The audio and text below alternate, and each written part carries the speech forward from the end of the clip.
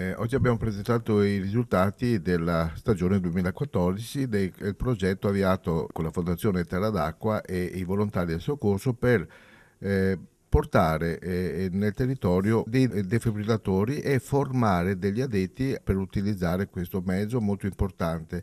Il defibrillatore è l'unico mezzo che ti permette di salvare le vite in caso di arresto cardiaco. È stato visto che dove sono stati attivati dei processi PAD, cioè sono stati resi pubblici e accessibili dei defibrillatori, e l'incidenza delle morti cardiache è diminuita del 40-50%. Noi ne abbiamo aggiunti 5 oltre a quelli che sono stati messi a disposizione dal comune nei punti strategici, e ora a noi preme soprattutto formare le persone che possono andare ad utilizzare queste apparecchiature. Il corso inizierà qui a dicembre. Inoltre inizierà un corso sulle basi del primo soccorso a metà gennaio, e che porterà un percorso anche ad avere chi poi vorrà e chi sarà interessato ad entrare come volontario nella nostra associazione. L'impegno in questa occasione è di sostenere tutte quelle iniziative economiche che ci sono nel nostro territorio, valorizzando i loro interventi nel campo del sociale. Nel caso di Asso Camping e Cavallino Treporti, il nostro impegno è quello di